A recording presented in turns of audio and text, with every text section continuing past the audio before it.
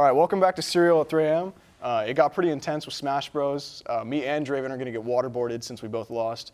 But I'm here with my guest, Jeremiah. And first off, man, I just want to ask you, what have you been working on recently? Recently, Yeah. I've been working on just some music video projects. Recently, I did do behind the scenes for Swapcan clothing line by my dude Nate, who lives in Portland, and I've been doing some music video work with like D Marks and just a lot of music video projects for artists mainly in Portland. Nice. Nice. I heard you talking about somebody shouted you out on the show earlier. Was that D Marks? Yeah. No, Get Rich Grams. Oh, Get gotcha. Rich Grams was on the show not too long ago. He shouted me out. We did a couple videos. Shout out Get Rich. Nice, nice. I guess like, what would you say is your favorite thing to work in? Like, you don't strictly work in video, right? I assume you do multiple things, or is video your main kind of wheelhouse? Video is honestly my main thing. Of course, just like growing up and like being in like the work environment before I was full time in video, I still have skills to do certain stuff, but mainly video and film is what I do. That's that's what I commit to, how I pay my bills, and it's what I love. Yeah. If you could choose like anything, would you stick to video or would you? Oh yeah. I would definitely, like, if I pick something I could be financially stable in and just do for the rest of my life, then it would definitely be video, and that is the plan currently. Yeah. Nice. Who would you say your biggest inspirations are? My biggest inspirations, as far as like just general inspo, probably nothing to do with video. I would say my mom and dad. My mom, she's like a counselor and therapist. She's ran her own business, and they've showed me, how a hard worker should be throughout life. So probably them, as far as just in general. But I say as far as like, I just look up to like a lot of people, like like MLK, or even just certain video people I mess with, like from like my homie Rex Wonders. I look at him as far as work goes, or like Mike Video. I look at him as far as like video work. He's pretty sick with it, and yeah. Nice. I know someone that's big right now is Cole Bennett.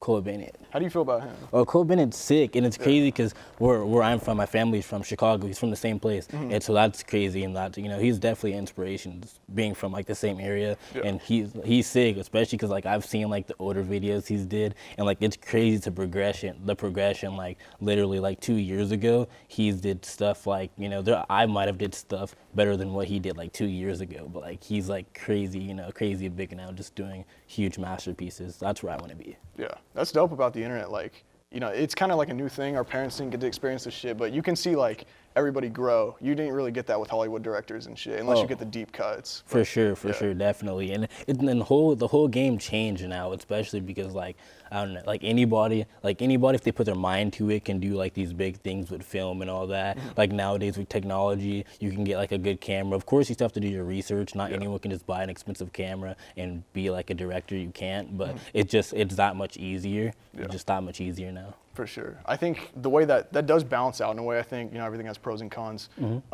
It is more saturated right now. Did you agree with that? Yeah, I would say it is more saturated. There's a lot of people that are trying to do it. It's kind of like, just like how there's a lot of rappers, there's a lot of singers. You just have to put yourself out there and, try to make a name for yourself and try to be different. Being unique is normally the key to it, because every big videographer, every big rapper right now, they're all unique. They had something that no one ever seen before.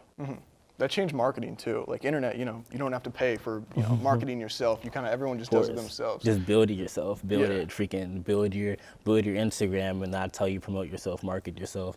Facebook, whatever, all the same thing. You don't have to I've just put out like anyone. I put out my videos. It got a lot of views on certain stuff, all that type of stuff, and it didn't cost me any money. You just have to build your brand, build your social medias. That's what I would recommend for someone doing this. Yeah, for sure. How do you feel about with any industry, there's people that kind of abuse that shit. How do you feel about, where do you think it goes too far when it comes to like spamming something, or like, because have you ever seen that with somebody that would just like, I don't know, like let's say someone's a YouTuber and they comment on every video like, hey, please check me out, like on every single video, and they kind of self-promote themselves. Where do you think the line is like kind of respectful? Because in my opinion, I feel like eventually the advertising doesn't matter if the person's just kind of turned off by it. So where do you think that ride lies? I think you should always put yourself out there, but you should just maybe. I mean, it's all like kind of perspective and opinion. But I would say that you should put yourself out there a good amount of time. Of course, just put out your work and advocate for yourself. But at the same time, you should know that line between promoting yourself and just being annoying. So I would just say do what you want to do. Make sure put your name out. Do everything you have to do. But just don't be annoying. Don't let people not like you because of how much you're, maybe going on and on about it. Yeah. In my opinion, the best way to do it is just sharing it with people that you have an actual connection with. That obviously can't get you everywhere because it's fucking huge. But I think the best things to do, is just meet someone, be like, hey man, what do you do? You tell them, and they just naturally, learn what kind of shit you do. But there is definitely using hashtags and shit. That's always fine. Yeah, using hashtags is really a smart way as far as Instagram goes. Using hashtags, people want to look up anything that have to do with a rock concert. You put hashtag rock, and who knows how many people are gonna look at that. So yeah, be smart. Use hashtags. Yeah, for sure. Next thing I want to ask, man, is what's the most exciting artist that you've worked for? What's the one that's really got you hyped up when you learned about it? You said the most. Like when you heard you were working with someone, you were like, "Oh shit! This is really hype." Shout out Rex Wonders again. I helped out with an Ill Chris shoot. Nice. Ill Chris, he's an artist doing pretty good things, pretty big things. Friends with Ski Master Slum God, and has features with him and all that. And he's pretty big. And I helped out Rex with the shoot.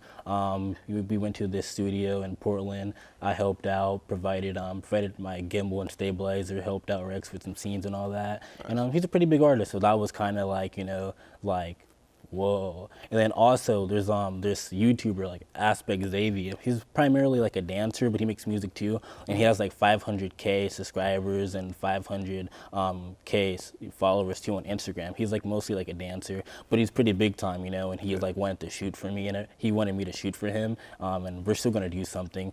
I went to LA and he sent me his number because he was in LA. We were gonna link up. My phone died right before I could call him, and pretty much I was leaving the next day, so that couldn't happen. But yeah, just a couple of big people I've worked with or almost worked with, but just knowing that they were down to let me be there for them is kind of cool. Nice. Who would be your dream artist if there's no limits? My dream artist to work with. That's a hard one. I'd say. Yeah. That's a very hard one. There's so many people. I really Dang, that's hard. I would love to shoot for D Savage one day, or I would love to shoot for Chief Keef, or I would love to shoot for I don't know. That's kind of hard. Yeah, you it's tough. You put me on the spot there, but there's just a lot of big artists in rap that I like that I would just love to work with. Yeah, Tyler Creator would be dope for me. Tyler Creator's sick. I would like to work with Tyler Creator because I know we could do some crazy weird stuff. It wouldn't be simple. I'd have to be creative, and I could just spit something out to him. He'd be like, okay. For sure. He understands that shit because I think he directs his own music videos, right? I think so. Yeah. And he directs and stuff as far as TV. I think he's always had input as far as the stuff he's featured on. Yeah. For example, I think he's been on that regular show cartoon. I'm pretty sure he had input on that too. He was playing he was voice acting one of the characters on the episode. But yeah, I'm pretty sure he directs or helps out with everything he's into. Mm-hmm. Yeah, I appreciate him not wanting to box himself in and setting that example. That's a good thing to do, I think. That's good. You should definitely get into as much crafts as you want to. As much crafts as you can, as much crafts as you want. I don't think you have to be committed to one thing 100%. Of course, if there's something you have a passion for, then maybe your heart should be there. Yeah. But I never think you should be limited to just one thing. So it's cool that he makes music, writes, and then he's in directing and all that stuff too. For sure. Yeah. One of the other things we talk about besides music is YouTube on the show. Who are your like top YouTubers that you watch, if there's any? My top YouTubers. I like B. Lou a lot. He did like the reactions and stuff to like a lot of like music videos and all that. I like PewDiePie. I like Sheesh, I'm trying to think of some YouTubers. There's a shit ton. Yeah, there's a lot, but I'm just trying to like think of some. Yeah, I like YouTube, but mostly people that like do like the reactions as far as like reacting to like culture, like hip hop and all that. I really like DJ Academics back when he was actually like mainly on YouTube before he had like the biggest platform like on Instagram and all that. Yeah. Like when he was actually known for like specifically being a YouTuber who would cover like, you know, like the come up of like Chicago rappers like Chief Keef and all that, like when he was doing all that type of stuff. Yeah. Yeah. Cool. Have you heard of Filthy Frank at all? Filthy Frank, no. Nah, he does a whole ton of shit. Have you heard of Joji? Yeah. It's the same definitely, person. Yeah. definitely. So he actually had like a YouTube career before that where he did like horribly offensive shit. Just like these skits where it's like just trying as hard as you can to be Reckless absurd stuff. as fuck. Wow. Yeah. That's kind of gone now. Like that doesn't happen as much on YouTube. Have you heard about the algorithm shit where like They just if you say like fuck or like cunt or something like that on YouTube, like your video will get demonetized like instantly. well, they're restricting stuff. They're Yeah. freaking what's the word for that?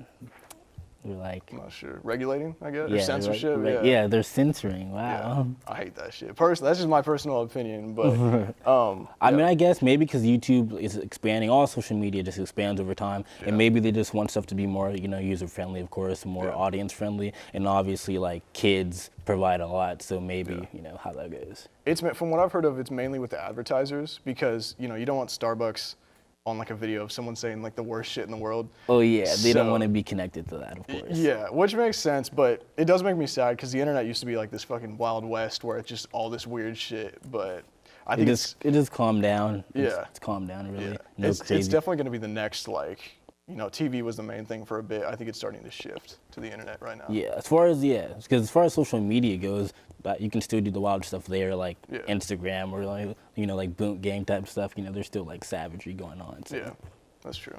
Yeah, I just honestly like I just wonder what's next. It's gonna be crazy in like 20 years.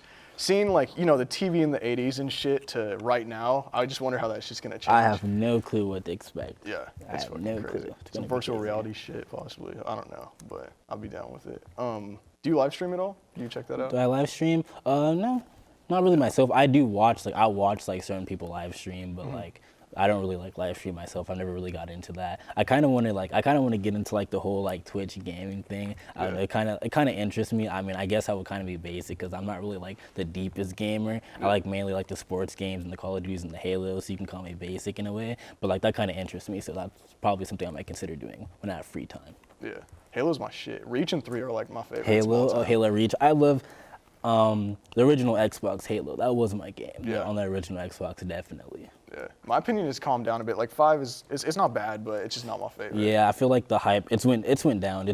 I think it's went downhill as far as like obviously, you know, a lot of things have its prime, so you can say Call of Duty has its prime, Halo's had its prime, but you know, we'll still love them. Yeah, I'm tired of Fortnite. Honestly, I'm tired of seeing that shit. Crazy. I never ever was attracted to that game. Good.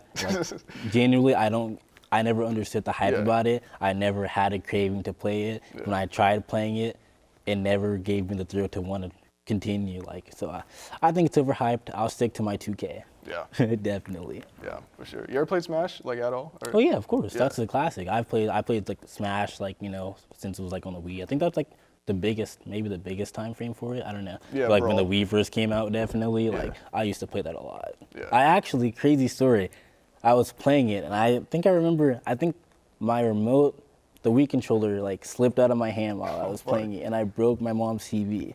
Damn, that shit happened a lot. I'm surprised Nintendo. They might have got sued. I don't know. Oh yeah, I but- think I do remember like it being on the news, like about broken TVs and all the injuries and stuff that happened from the Wii. The Wii caused havoc. That might have been why it like declined quickly, because I think that game, for a console, that game did decline quickly. I never really heard about it like not too long after it came out. Yeah, I think it was the best selling one, but that's just because like fucking anyone can play that shit. It was 'cause it's different. just- It was yeah. like the first like fully interactive game, pretty much. It really was like, you know, being active and all that stuff. Like Yeah, because your grandma could play that shit because you know you just swing the fucking remote. It's yeah, pretty if you simple to can, understand. it hypnotized like, you know, older people into thinking they could just use the Wii for exercising Yeah, too. yeah, You just- know, I don't gotta go to the gym today. Let me play the Wii today. Yeah, the Kinect also came out, but I didn't play that shit. But, Yeah, oh yeah, I never did. yeah. Never.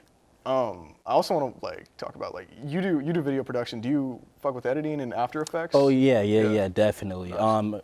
Yeah, only Adobe is what I use. I know there's a Me lot too. of other programs like Yeah. Sony Vegas and Final Cut, but I started off I started off with Adobe Premiere, and then I use After Effects sometimes. I'm still like, I'm not even like, you know, the most savvy with After Effects. I think it's still kind of tricky, but I do use it for some stuff like text and, you know, some effects and stuff. But mainly Adobe Premiere, I feel like I've mastered that for the most part. Yeah. Something I've noticed with that program is like, I used to be like super young. I like watch PewDiePie and shit, and I do like gameplay videos, and I'd use like a pirated version of Sony Vegas and shit like that on my like fucking jank computer. And Stuff is expensive. yeah, it fucking crashed so much back then, and I was like, all right, this is just because I got a bad computer.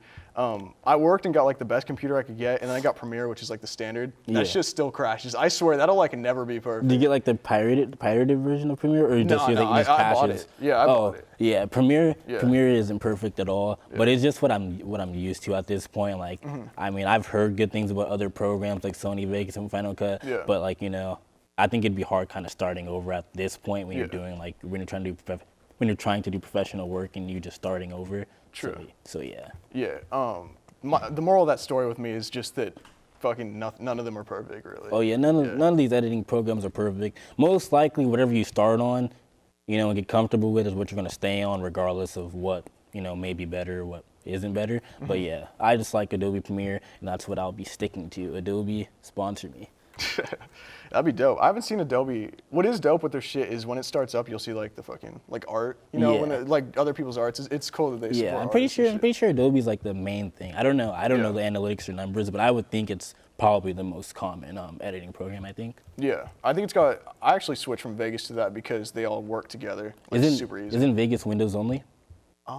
Yeah, probably. Yeah, I think. I edit on Mac now. Used to edit on Windows 3 monitor setup, but I'm comfortable with my Mac, just like everyone's comfortable with their iPhones. Can't tell you why, but I just am. Yeah, it's that fucking minimalist design and shit. Yeah, I think that's what it is. You know, simplicity attracts. So it's like, you know, if it's easy to use, then we're gonna like it. For sure.